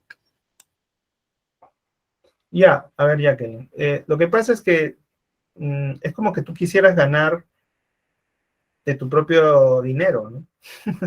O sea, si por ejemplo tú barres la casa y cobras por barrer la casa 100 soles, pero tú barres tu propia casa, ¿te cobrarías? Es la pregunta. Pues creo que no, ¿no? Entonces, lo mismo la municipalidad no puede cobrar la venta de su trabajo por los mismos impuestos, no, no tendría sentido. O sea, recuerda que los impuestos son para el Estado, ¿no? Entonces, se puede, sí, claro, tomar en cuenta los impuestos ya con el IGB, por ejemplo, los materiales, ¿no? Eh, los gastos generales, eso ya va con su propio impuesto. Los impuestos sí, pero las utilidades no, porque es como sacarle provecho a ti mismo. O sea, ¿cómo te vas a sacar provecho a ti mismo? Recuerda, la utilidad es un margen de ganancia. El Estado, ¿cómo tendría una ganancia sobre sí mismo? No, no es muy lógico. Pero Entiendo, sí, ingeniero. Sí, ahora pero sí me queda más claro. claro, pero sí debe pagar impuestos, ¿no? Sí debe pagar impuestos, sí debe considerar los impuestos, eso sí. Entonces, esa es la diferencia, ya. ¿Sí? Bien, veamos ahora qué es una valorización. Hasta ahí hemos visto costos unitarios, metrados, presupuestos, y ahora vamos a ver lo que es una valorización. Una valorización es la cuantificación económica de un avance físico en la ejecución de la obra en un periodo determinado. O sea, quiere decir que es lo que se te paga por hacer tu trabajo, ¿no? Digamos, estoy haciendo una pista, por ejemplo, en la calle y esta pista demora 3 meses hacerla, ya, pues. Ya un mes, entonces digo, ¿sabes qué? Voy a valorizar lo que he hecho durante el mes. Entonces, yo valorizo, se lo doy a la entidad y la entidad lo revisa y dice, a ver, si es verdad que has hecho, pues, el avance de la pista, como tú dices, viene, revisa, chequea, manda a su supervisor, ¿no? El supervisor también verifica, ¿no? Si en efecto ha estado haciendo esto, aquello, sí, ¿no? Entonces, de acuerdo a lo que va viendo, va saliendo el tema de su pago, ¿no? Entonces, esto también se puede considerar como un pago a cuenta de un contrato según los trabajos realizados, ¿no? En un lapso de tiempo. Frecuentemente en el Estado, en un lapso de tiempo, suele ser mensual, ¿no? También hay quincenal, también hay semanal, pero usualmente, como dije, si es el Estado, esos pagos a cuenta suelen ser mensuales, ¿no? Porque las obras del Estado suelen ser un poco grandes, ¿no? Y se pueden hacer de esa manera. Bien, entonces las valorizaciones van a ser elaboradas el último día de cada periodo previsto en el contrato por el inspector o supervisor y el contratista. ¿Bien? Entonces, como dije, las normas no dicen cuándo puedes valorizar. Eso dependerá del convenio entre las partes, ¿no? Puede ser las bases del proceso de selección, puede ser el contrato. Ahí te dice más o menos cada cuánto puedes pedir tu pago, ¿no? De tus avances de trabajo. Por ejemplo, cada 15 días, por ejemplo, cada mes, otro puede ser cada semana. Todo depende de cómo está configurado el contrato, ¿no? Y cómo lo tenemos configurado el contrato. ¿Bien? Entonces, pueden ser diferentes tipos. Ahora, ¿qué tipos de valorizaciones hay? Hay muchos tipos. Por ejemplo, de la obra principal, que es una valorización normal. Tenemos de las obras adicionales, cuando tenemos pues justamente algo nuevo que ha aparecido o algo faltante en el expediente técnico que se necesita construir de todas maneras, porque si no, no funciona todo el edificio, no funciona la pista o el agua de desagüe, etcétera, ¿no? También están las valorizaciones de mayores gastos generales cuando son ampliaciones de plazo, es decir, ya llegamos a un punto en el cual no estamos penalizados, es decir, no, no nos hemos atrasado, pero sino que nos estamos demorando por motivos de fuerza mayor o evento fortuito. Por ejemplo, evento de fuerza mayor, estaba lloviendo, ya no pudimos avanzar, ¿no? Fuerza mayor, hubo un derrumbe en la carretera y no llegaron los materiales a tiempo, entonces lo pongo ahí, ¿no? Entonces, ¿qué hago? Voy a valorizar también esos gastos generales del tiempo que no puedo trabajar, pues, ¿no? Porque tengo que esperar a que venga el material o esperar a que pase la lluvia, etcétera, ¿no? Esa situación. Y hay un tipo de valorizaciones que se llama valorización de intereses cuando es la entidad, la municipalidad, el gobierno regional, etcétera, que se demora en pagar al contratista, más de la cuenta, ¿no? Más del tiempo convenido. ¿No? En este caso, tienen que reconocerle los intereses al contratista. Bien, este es un ejemplo de valorización de obra, acá lo pueden ver, ¿no? Bueno, está un poco chiquito, pero más o menos les doy una idea. Aquí, como ven, está el ítem, nuevamente de las partidas, el ítem. Luego tenemos la descripción de la partida, donde va el nombre de las partidas, por ejemplo, obras provisionales, trabajos preliminares, movimiento de tierras, etc. Todo lo que se tiene que hacer. Acá van las unidades, metro cuadrado, metro lineal, mes, unidad, global, ¿no? Metro cúbico, etc. Viene el metrado, que eso ya lo saben, ¿no? Viene el precio unitario y viene el total. Entonces, si se dan cuenta, es la copia del presupuesto, ¿no? La valorización tiene a la izquierda, entonces le podríamos decir, toda esta área de acá es la copia del presupuesto, ¿no? Partida, ítem, unidad, metrado, precio unitario y total. La copia del presupuesto, totalmente, ¿no? Entonces es a la derecha lo que nos interesa más, porque a la derecha tenemos lo que se llama la columna avance. Esta columna avance se divide en tres columnas, que son la valorización anterior, la valorización actual y la valorización acumulada, ¿no? El avance, ¿ok? Entonces, y bueno, y en el caso de obras por suma alzada, habrá una columna de saldo, ¿no? Y es lo que queda pendiente de hacer el trabajo. Entonces, en la columna anterior, si la valoración es 1, la columna anterior va a estar vacía, como en el ejemplo, ¿no? Como ven, no hay nada acá en esta columna, no hay nada acá, miren, no hay ningún dato. ¿Por qué? Porque esa es una valorización de obra número 1, no hay nada anterior, porque recién estamos comenzando. Pero si es una valorización 2, 3, 4, etcétera, acá de hecho debe haber datos, ¿no? Debe haber datos de la valorización. En el caso del avance actual, como vemos acá en el avance actual, usualmente hay 2 a 3 columnas. Sobre todo las dos más importantes son el metrado actual, que suele ser este, y la valorización actual, que suele ser a la derecha, ¿no? ¿Y cómo se calcula esta valorización actual? Bueno, es el metrado que hemos hecho este mes, por decirlo así, multiplicado por el precio unitario del presupuesto que está acá, ¿no? Ahí está. Usamos este metrado, multiplicamos por este precio unitario y nos sale esta valorización actual. Ahí está. Y luego tenemos la valorización acumulada, que también tiene que ver mucho con lo que estamos haciendo, ¿no? En la valorización acumulada, como vemos acá, el metrado va a ser la suma del metrado anterior más el metrado actual. Y la valorización va a ser la suma de la valorización anterior más la valorización actual. Y se llena esta columna del acumulado. Luego tenemos un porcentaje que más o menos nos dice cuánto se ha avanzado de la partida. Se divide la valorización acumulada entre el presupuesto y nos sale un porcentaje de avance. El saldo será la diferencia entre el presupuesto y el acumulado, ¿no? Ahí vemos si hay pendiente algo por hacer o a lo mejor ya no. Si ya no, entonces el metrado será 0 en el saldo. Quiere decir que ya se terminó esa partida, por lo tanto ya no tenemos que hacerla ni nada, ya no se paga tampoco. Y haremos las otras, pues, ¿no? Las que están pendientes de hacer. Bien, es más o menos un ejemplo de una valorización que estamos viendo acá. Pueden hacer sus preguntas también por el chat, no tengo ningún problema. ¿Ya? Y vemos otro ejemplo de valorización, por ejemplo, la valorización 2, ¿no? Acá hay una anterior, pero acá todos son ceros también. Por último, vi una lamparita ahí. Un metrado actual, como vemos acá hay un valor que dice cajas de paso y se hizo 9 cajas de paso y se hizo 112.4 canalizaciones en jardín, metros lineales, ¿no? El acumulado va a ser justamente la suma del anterior más el actual, un porcentaje determinado, y el saldo será la diferencia, ¿no? De cuánto queda pendiente del presupuesto con el acumulado.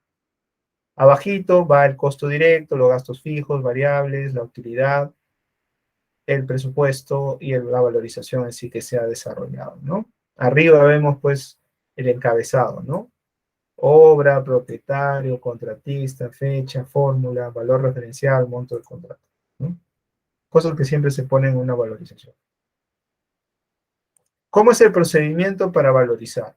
A ver, ¿qué dice Antonio? Buenas tardes, ingeniero. Y con los asistentes, ¿qué tiempo o cuántos meses se mantienen los costos unitarios en los proyectos de obras civiles? Sí, bueno, en ese caso, nosotros para el Estado, ¿no? Porque para el privado, depende del privado. Cada cuánto quiere hacer su actualización de precios. Usualmente, más de un año no. En el Estado, los costos unitarios, si todavía no se ha comenzado a ejecutar, está el presupuesto, como dice, en carpeta, digamos, los precios unitarios tienen una vigencia de 6 meses. Vamos a imaginar, ¿verdad? En enero hicimos el presupuesto. En enero de este año hicimos el presupuesto, no se ejecuta la obra todavía, X razones. Ya estamos en junio, no se ejecuta la obra, pero supuestamente está programada para hacerse en agosto, ¿no? Pero estamos en junio, ya pasaron 6 meses desde enero, entonces habrá que hacer un recálculo nuevamente de los costos unitarios para volver a ver si se puede lanzar la obra en agosto. Entonces se hace toda una modificación del presupuesto, se actualizan todos los costos y ya se puede, por ejemplo, comenzar la obra, pasarla a licitación en agosto con los precios de junio, ya no con los precios de enero, porque dijimos ya pasó de los 6 meses. Pero si, por ejemplo, hubiéramos licitado los precios, licitado la obra en abril, sí hubiéramos usado los precios de enero, ¿no? Porque todavía estaba vigente, ¿sí? Entonces, los precios unitarios o los costos unitarios en el Estado tienen una vigencia de 6 meses como máximo. Entonces, más allá de eso, ya tienen que cambiarse de nuevo, ¿no? Tienen que hacerse un recálculo con una nueva cotización solamente de los precios de los insumos, porque la estructura de costos es la misma. Lo que va a cambiar es la actualización de los precios de los insumos. Por ejemplo, el precio del fierro corrugado, el precio del cemento, de la arena gruesa, de la piedra chancada, el precio de la madera, el precio de los clavos, ¿no? Entonces, eso va a cambiar, pero la estructura en sí no va a cambiar. ¿Por qué tendría que cambiar la estructura? No tendría por qué cambiar.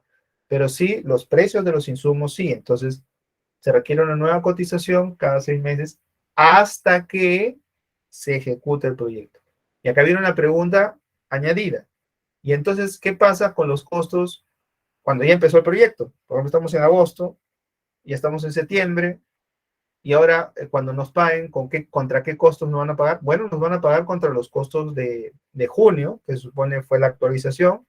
Estamos en septiembre, nos van a pagar con los costos de junio, que fue la actualización, pero, pero, justamente como estamos en septiembre y el presupuesto se mueve en realidad con el mercado, nos dará un reajuste, ¿no? Nos dará un reajuste, ¿no? Y eso es otra cosa, porque eso se da solo en las valorizaciones. No es que cambian el presupuesto cada mes, ¿no? Sino lo que hacen es calcular con una fórmula que se llama fórmula polinómica cuánto más o menos se ha disparado para arriba o para abajo el presupuesto base, que en teoría ahora se ha actualizado en junio. ¿Ven? Todo eso son parte del juego de los costos. Muy buena pregunta, Antonio. Bien, decíamos sobre el procedimiento para valorizar, ¿no? Por eso, primero, lo que hacemos es los metrados, que hemos explicado ahora temprano. Hacemos los metrados que hemos avanzado, no los metrados del presupuesto, el presupuesto ya existe. Ahí no hay nada que hacer, ¿no? Por ejemplo, si el presupuesto fue en enero, esos metrados siguen iguales desde enero. O sea, los planos no los vamos a tener que cambiar. Como dije, lo único que cambia los costos unitarios es cada 6 meses, pero solo los costos unitarios. Los planos no tienen por qué cambiar, por lo tanto, los metrados tampoco tienen por qué cambiar. Salvo que hayan detectado algo en ese momento que digan, oye, mira, nos olvidamos de este detalle, necesitamos actualizar, ya, esa es otra historia, para que no haya adicionales de obra. Pero por lo general, se mantienen los planos, se mantienen los metrados.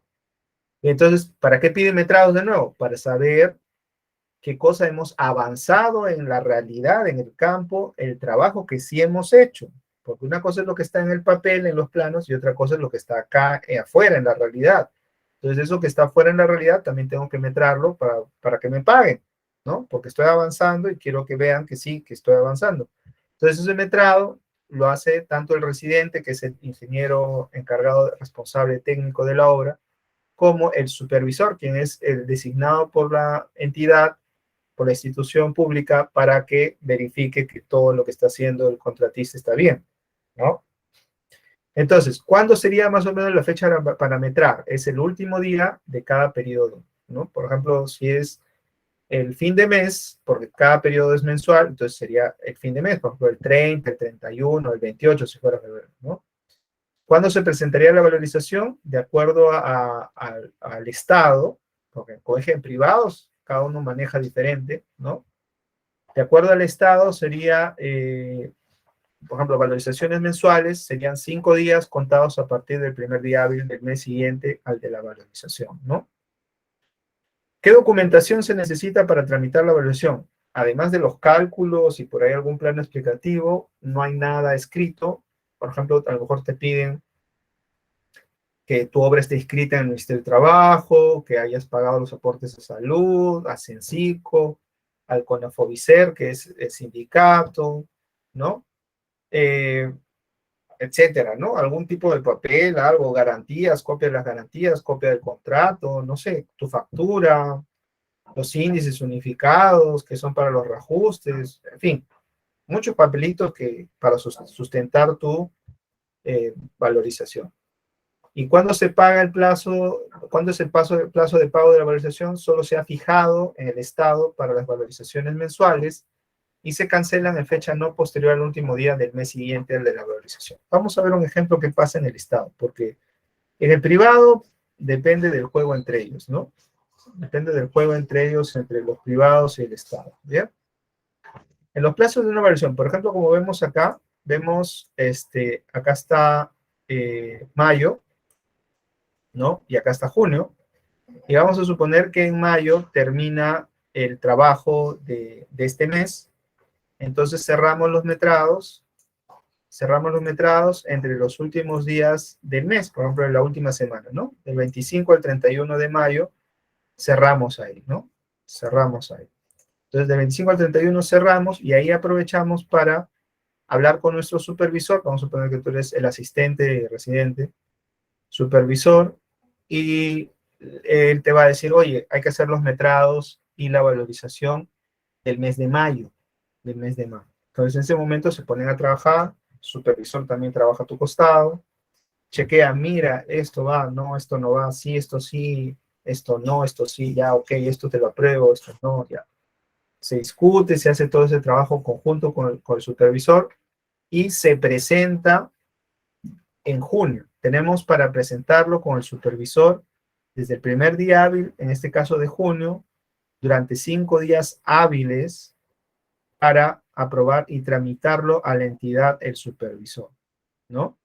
Para aprobar y tramitar al supervisor. Es lo que se tiene por norma. Entonces, la entidad lo recibe después de esa fecha y tiene hasta el día 30 de junio, que es el último día de junio, para pagar la valorización de mayo. ¿Se dan cuenta? Para pagar la valorización de mayo. ¿Y qué pasa en junio? En junio también vamos a hacer un cierre de metrados por acá, ¿no? Pero se va a pagar en julio. ¿Y qué pasa en julio? En julio hacemos el cierre de metrados, bueno, esperando que sea antes, porque normalmente tenemos fiestas patrias, es feriado, es muy difícil hacer los trabajos en feriado, casi no tenemos tiempo. Pero digamos que lo terminamos y lo presentamos a principios de agosto para que nos lo paguen a fines de agosto y así sucesivamente. Como se dan cuenta, no te pagan en el momento lo del mes, sino te lo pagan de acá a un mes todavía, ¿no? ¿Te lo pueden pagar antes? Sí, te lo pueden pagar antes. Antes del fin de mes de junio, por ejemplo, en el caso del dibujito que vemos en la pantalla, ¿sí te pueden pagar antes? Sí, sí te pueden pagar antes. Pero a partir de los 5 días hábiles en adelante te pueden pagar. El límite es, en este caso, como el ejemplo, 30 de junio, ¿no? Si fuera julio, 31. Si fuera agosto, 31. Si fuera septiembre, 30. Y así, dependiendo, es el límite. A ver, ¿y qué pasa si no me pagan el 30 de junio? me pagan después. Bueno, si te pagan después, te van a pagar la valorización y te van a reconocer los intereses, pero tú tienes que pedir tus intereses de acuerdo a los días que se han demorado en pagarte desde el 30 de junio en adelante, ¿no? O que te han pagado el 15 de julio. Serán esos 15 días que se ha pasado de la norma. Esos 15 días tú pedirás tus intereses, ¿no? No es mucho, pero sirve, ¿no? Por lo menos para ordenar un poco la casa, sobre todo en el tema de las municipalidades y algunos gobiernos regionales que suelen demorarse en pagar las valorizaciones, ¿no? Entonces, por eso, esos lados, digamos, ese es el procedimiento, ¿no? Ya saben, fin de mes trabajado, se hace la valorización, metrado, luego se lo pasa al supervisor, el supervisor tiene 5 días hábiles, y al inicio del mes siguiente, o sea, en este caso junio, arranca la valorización, te lo pueden pagar en cualquier momento, tope el fin de mes de junio, ¿no? En este caso. Lo mismo pasa si fuera en junio y julio, lo mismo pasa si fuera en julio y agosto, lo mismo pasa si fuera agosto o septiembre, es igualito, ¿no? El esquema es el mismo, ¿ya? Es para que lo vean. Y entonces, como vimos, ¿no? El pago de valorizaciones, el plazo máximo de aprobación por el inspector supervisor y su remisión a la entidad para periodos mensuales nada más, porque son 15 días, es otro bajo convenio, es de 5 días contados a partir del primer día hábil del mes siguiente a la evaluación respectiva y será cancelada por la entidad en fecha no posterior al último día de tal mes. A partir del vencimiento de ese plazo, como dijimos, a partir de ese fin de mes siguiente, por razones imputables a la entidad, el contratista tiene derecho a reconocimiento de intereses pactados en el contrato o en su defecto al interés legal de acuerdo al Código Civil. Para el pago de los intereses se formula una valorización de intereses, ¿no? Que es otra valorización totalmente diferente. No es difícil, pero es otra valorización. No es la valorización que hemos visto nosotros en el cuadro. ¿Eh? Este es más o menos el esquema de valorización que vemos acá estándar, ¿no? Desde el año 1995 mantenemos este sistema de valorización estándar. Bien, en el cual tenemos una valorización que vamos a ponerlo como V. Tenemos unos reajustes, que es como dije, lo que fluctúa en el tiempo, ¿no? Los precios que fluctúan en el tiempo, que es R. Y tenemos una deducción de los reajustes, que son por lo que no corresponde debido a los adelantos, que vamos a llamarle D de dedo, ¿no? Ese lo vamos a restar. Entonces, calculamos la valorización bruta, VB, como la valorización V más el reajuste R menos la deducción D. ¿Ok? Ya tenemos la valorización bruta. Luego tenemos la amortización de los adelantos, es decir, ¿qué son los adelantos? Luego lo vamos a ver, pero para explicarlo brevemente, el adelanto es algo que te dan antes de que trabajes el proyecto, ¿no? Te lo dan como una suerte de capital de trabajo para que arranques a comprar los materiales o que puedas pagarle al personal o hacer algún tipo de pagos en ese momento para tener, digamos, una suerte de capital antes de que puedas valorizar, ¿no? Entonces, lo que pasa en el Estado es que cada vez que se te va a pagar una valorización, te van descontando un poquito esos adelantos que te han dado, ¿no? Te van descontando un cachito. No te descuentan todo el adelanto, te descuentan un cachito de la valorización. Ese cachito puede ser un porcentaje, puede ser un cálculo estimado, por ejemplo, en el caso de los materiales, tienen que hacer un cálculo más preciso, etcétera, ¿no? Pero cualquiera de los casos, sea de adelantos directos o de materiales, siempre te van a descontar de la valorización un poquito, ¿no? Entonces queda la valorización neta, que viene a ser la valorización bruta, menos los adelantos, ¿no? Menos las amortizaciones de los adelantos. No los adelantos completos, ya he dicho, la amortización. Es un cachito del adelanto, se te va descontando poco a poco. A esa valorización neta le calculamos el IGB con un 18%, ya saben, ese es el valor del IGB, y se le cancela al contratista la valoración neta más el IGB, en todo caso, ¿no? Si fuera el caso. Bien, entonces eso es básicamente una valorización calculada. Acá, por ejemplo, podemos ver un ejemplo de cálculo de intereses, ¿no? Como vemos acá, cómo es que calculan los intereses. Por ejemplo, ven, la valorización del mes de abril, por ejemplo, en este caso del 2012, vemos que es 100.000 soles. Luego su reajuste, es decir, por fluctuaciones del mercado, le han calculado por fórmula polinómica 5.000 soles. Luego, por deducciones de reajuste, es decir, por adelantos que por ahí más o menos le han venido dando, etcétera, le descuentan otros 5.000 soles. Entonces, su valoración bruta será la valoración del mes más reajuste menos deducción. 100.000 más 5.000 menos 5.000. Como ven, los 5.000 se cancelan y nos queda 100.000. ¿Ya? Luego tenemos la amortización del adelanto, porque le dieron un adelanto. Y es un cachito, 35.000 soles. Uno dirá, ese cachito está fuerte, sí, pero es lo que toca. 35.000 soles de la amortización del adelanto, entonces esos 100.000 de la valoración bruta se le descuenta la amortización del adelanto y nos queda la valorización neta, que son los 65.000. A esos 65.000 se le aplica el 18%, ¿ok? Para el IGB. Bien, entonces, como vemos, el mes de la valorización era abril, ¿ok? Y cuando vencía el plazo de pago, recuerden, en abril yo presenté el 30, probablemente, el 30 hice el metrado y valorización, y presenté, por decirlo así, el 1 de mayo. Pero el 1 de mayo es feriado, entonces lo he presentado el 2 de mayo. Entonces lo he presentado el 2 de mayo, 5 días hábiles para que el supervisor lo presente a la entidad, y en teoría, como estamos ya en mayo, me deberían haber pagado el 31 de mayo. Me deberían haber pagado el 31 de mayo. Pero no me pagaron el 31 de mayo, me pagaron el 12 de junio. O sea, estuvo fuera del plazo legal, ¿no? Como estuvo fuera del plazo legal, esos 12 días que estaba fuera del plazo legal, tengo que calcular las tasas de interés legal tanto del 31 de mayo como el 12 de junio. Esas tasas de interés legal son publicadas por la SBS, la Superintendencia de Bancos Seguros FP. Ahí hay una página donde tú buscas tasa de interés legal efectiva y te dan unos factores, ¿no? Estos factores se dividen, la actual entre la anterior, se le resta 1 y se multiplica por la valorización neta sin IGB.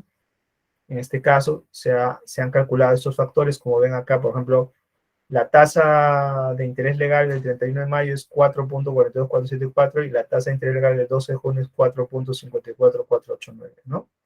Entonces, ¿qué intereses tenemos? Sería 65.000, que es la valorización, como dice acá, efectivo, la valorización neta, sin IGB, por la tasa de junio, la tasa actual del momento en que me pagaron, entre la tasa que debían haberme pagado ese día que debían haber pagado, menos 1, me sale 1.765, ¿no?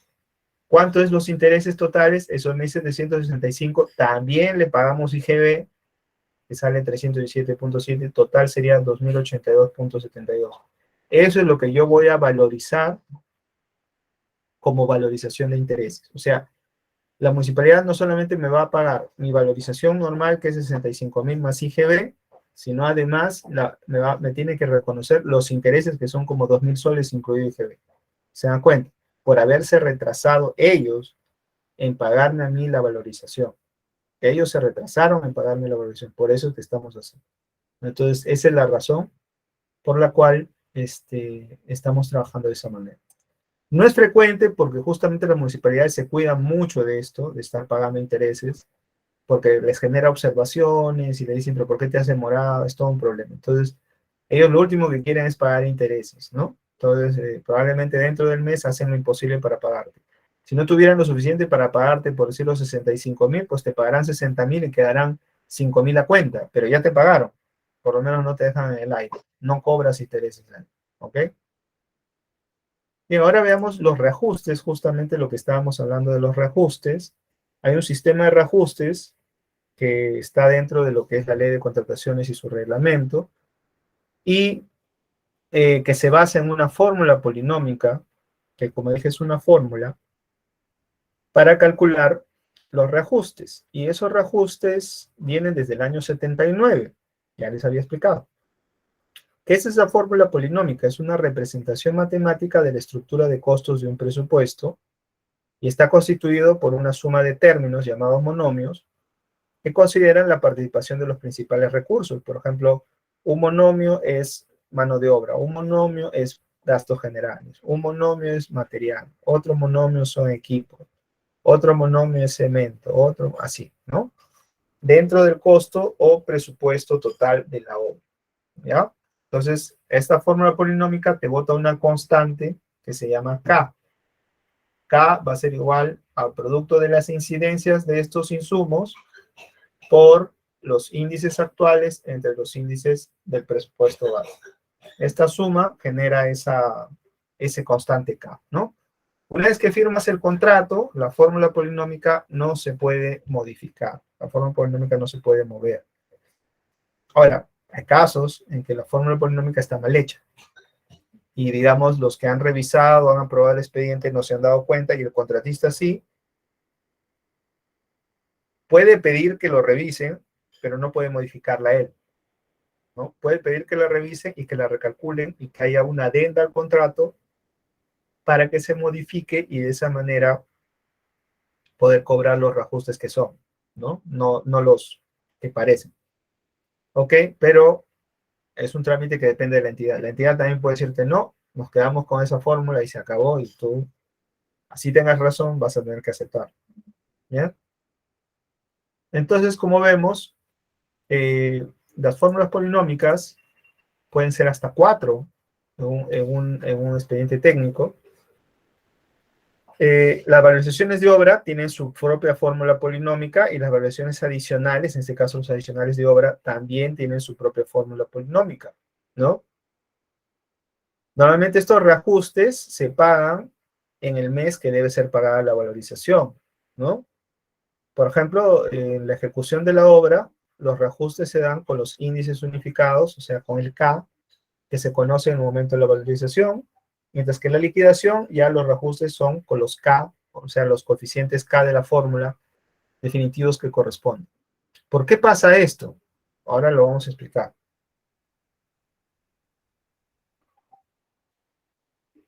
Pasa esto por lo siguiente.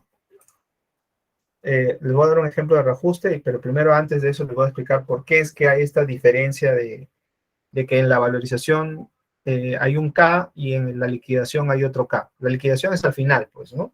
Es lo que se paga, se suma, se resta, para saber si se te queda pendiente algo o tú nos debes algo a nosotros, digamos, la entidad, ¿no? Entonces, ¿por qué estos K varían? Primero, varían de mes a mes, es correcto. Pero, por ejemplo, no se publican los índices que permiten calcular la fórmula, no se publican en el momento. Por ejemplo, lo ideal sería que publicaran los de mayo justo antes de que venciera mayo, pero no es así.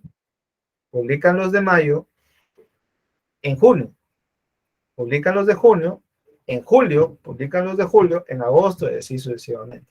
Entonces, en el momento que estás haciendo tu valorización, que hemos dicho en el caso del ejemplo de mayo, ¿no? Tu valorización estás haciendo el 31 de mayo para presentarla y te paguen en junio. ¿Bien?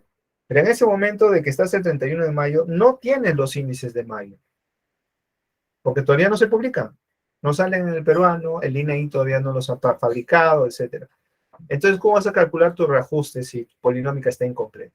Entonces, lo que ellos prevén en la norma es que si es así, tú uses los índices que ya se conocen en ese momento. Y en ese caso, esos índices que se conocen son los de abril, del mes pasado, ¿no? Los de abril. Entonces, vas a usar los de abril para sacar un reajuste aproximado y te van a pagar eso de abril.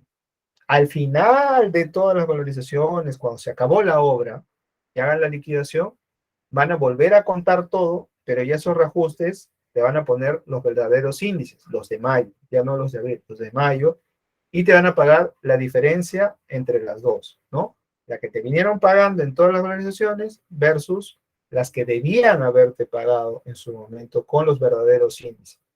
Entonces, en ese momento se da la diferencia y te pagará o te restará, también todo depende, el caso de los reajustes, ¿no?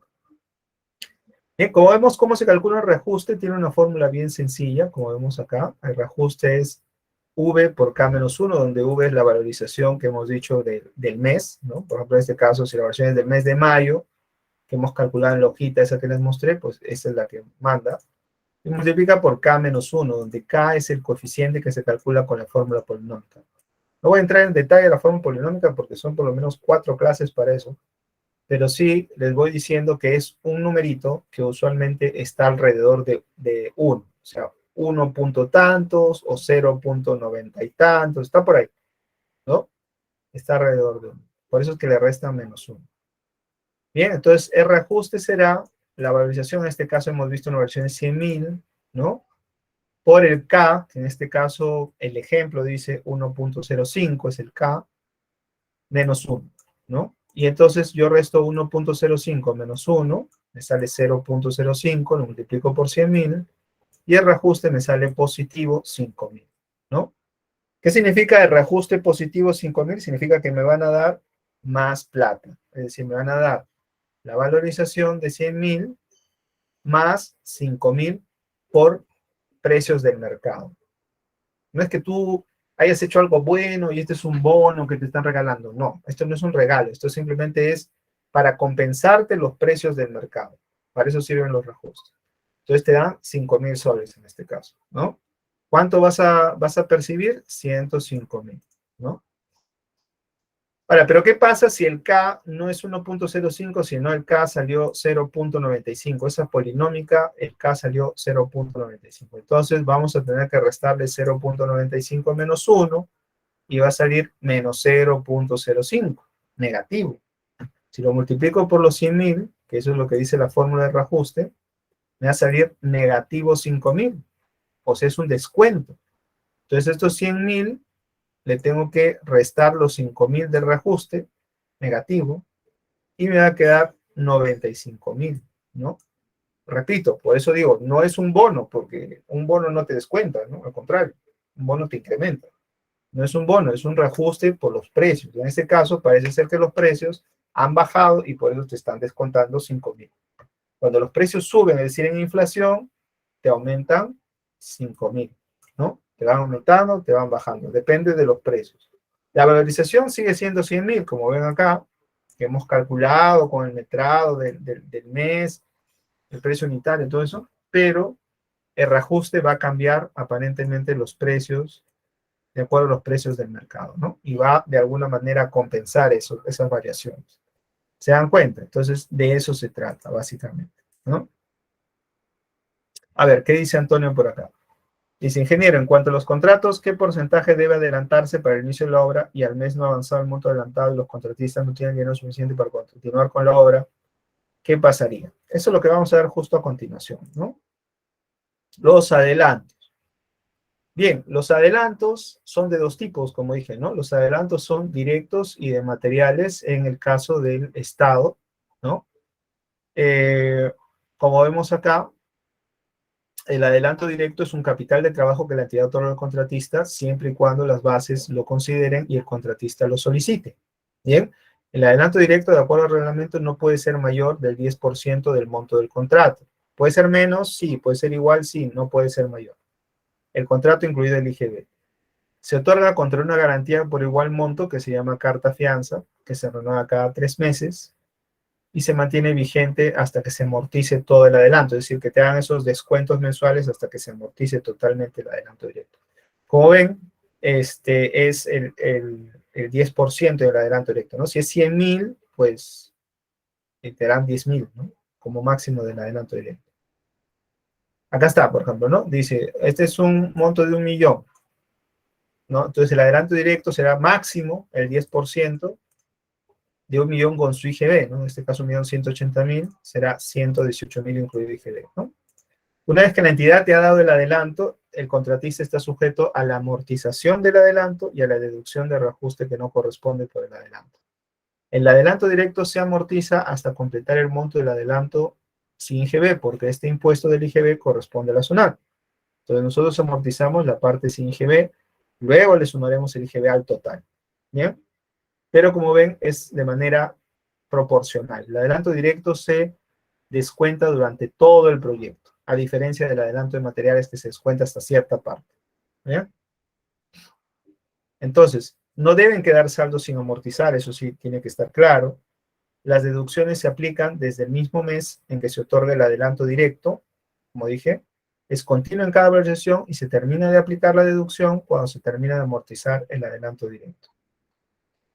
Ahora, en cuanto a los adelantos para materiales e insumos. El adelanto para materiales también debe ser realizado con la anticipación debida, siempre que se haya dado inicio al plazo de ejecución, en concordancia con el calendario de adquisición de materiales presentado por el contratista. Resulta que tú, cuando postulas, ¿no?, al Estado para hacer una obra, le presentas también un calendario de adquisición de materiales.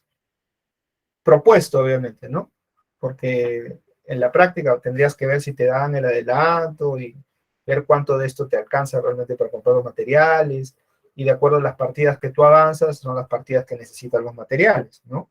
Muchas veces necesita todo de frente. ¿De qué te sirve comprar la arena ahorita, la arena gruesa para levantar ladrillos, si todavía te falta, pues, no sé, 3 meses para eso? Entonces no tiene sentido. Pero sí va en concordancia con ese calendario. ¿Bien? El adelanto de materiales también tiene un tope, que es el 20% del monto del contrato. ¿Puede ser menos de 20%? Sí. ¿Puede ser igual? Sí. ¿Puede ser más? No. ¿Ya? 20% de 100.000, por ejemplo, sería como 20.000 soles. Ya, 20.000 te van a dar nomás para materiales, ¿no? El contrato incluye IGB, igualmente tienes que hacerlo contra garantía por carta fianza, renovable cada 3 meses. Se mantiene vigente en este caso no por toda la obra, sino hasta la utilización de los materiales e insumos a satisfacción. Es decir, cuando acabes de comprar los materiales y acabes de utilizarlos, se acabó la amortización. Pero eso dependerá de tu velocidad de consumo de los materiales, del avance de tus partidas. Entonces, mientras no lo tengas, obviamente no. Entonces, en esa parte, como hemos visto, lo que nos dice Antonio en su pregunta, obviamente hemos visto, ¿no? El adelanto, en el Estado tenemos 10% del directo y 20% de los materiales, como vemos.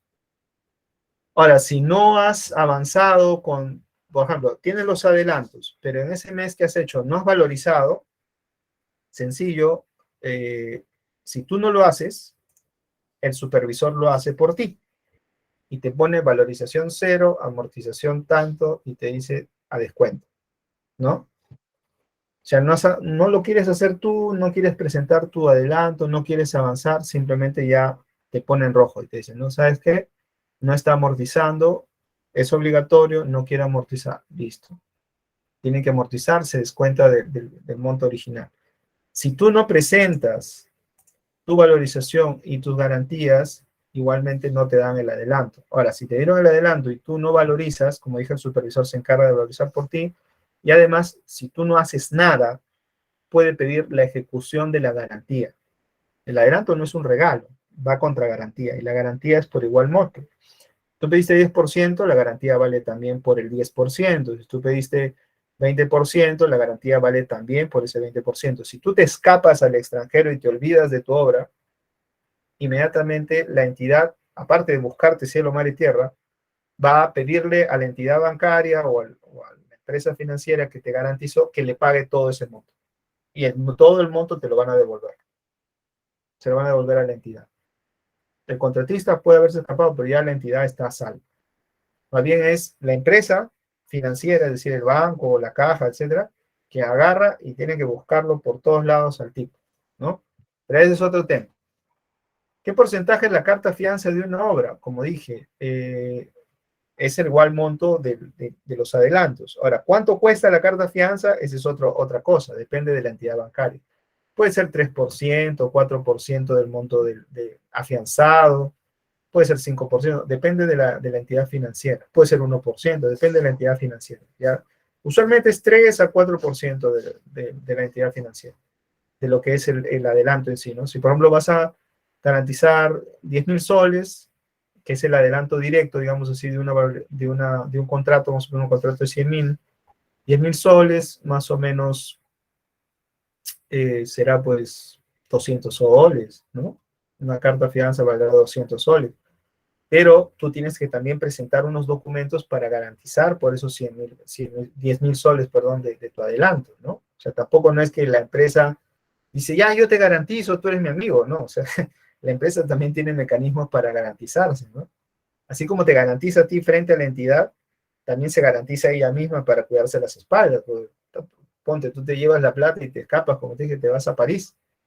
Entonces, ¿quién te cobra? ¿No? Entonces, la empresa financiera también te va a cobrar, ¿no? Bien.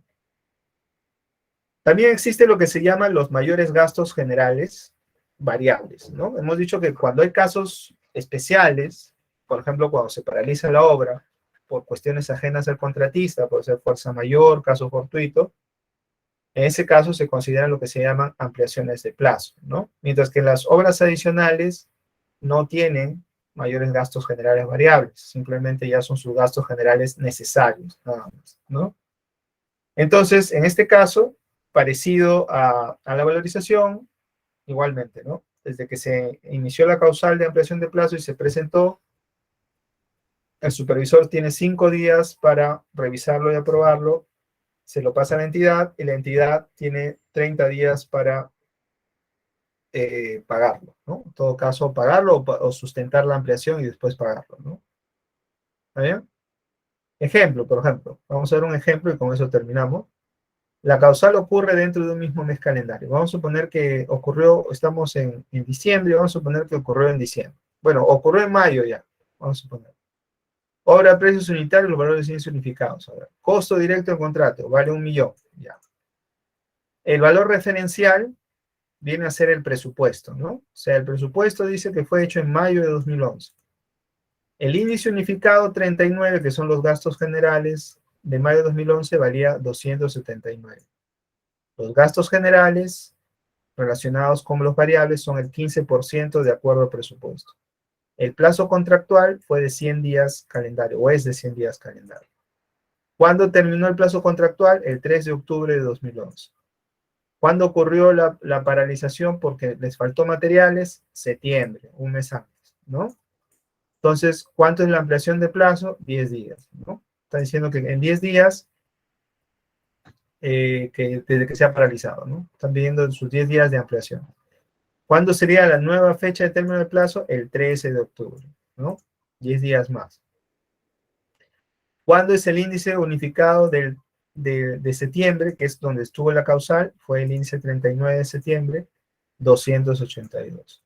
Entonces, los gastos generales variables van a ser los 10 días que estamos pidiendo la ampliación por el 15% de 1.000.000, que viene a ser los gastos generales, como vamos acá es el 15% de 1.000.000, entre los 100 días de plazo, por el índice 39 en la causal, septiembre, entre el índice 39 en el presupuesto base, 279. Nos sale 15.189.12. Entonces, ¿cuánto es esa valorización? 15.189.12. Esa valorización también se le añade el IGB, que es 18%, sale 17.923. Entonces, dicho de otra manera, cuando hay temas de ampliación de plazo, también se puede pagar por esas cosas, pero la ampliación de plazo debidamente justificada, que no es imputable al contratista. O sea, no es que el contratista se haya retrasado, porque, bueno, pues cosas que le pasan a él, ¿no? No le alcanza algo, su personal falló, no le llegaron los materiales a tiempo, son problemas de él. Pero si estamos hablando de algo que sí tiene justificación, en este caso no llegaron los materiales porque hubo un derrumbe, digamos, y todo el mundo sabía del derrumbe y bueno, ni modo, no había manera de pasar el derrumbe hasta que se limpiara, 10 días por lo menos. Entonces, lógicamente que se tomen en cuenta esos datos, ¿no? Para valorizar la ampliación de plazo, ¿ok? Bueno, chicos, esto sería todo de mi parte. Espero que les haya agradado. Tienen su tarea, que es hacer un presupuesto de obra. Ustedes mismos busquen un presupuesto, un proyecto libre, y hagan un presupuesto de obra, un pequeño ejemplo de presupuesto de obra en Excel para presentar. Bien, voy a pasar, voy a dar el pase a Rosa para que sea con ustedes. Gracias. Muchas gracias, ingeniero, por la clase del día de hoy. A ver, permítame, por favor, detener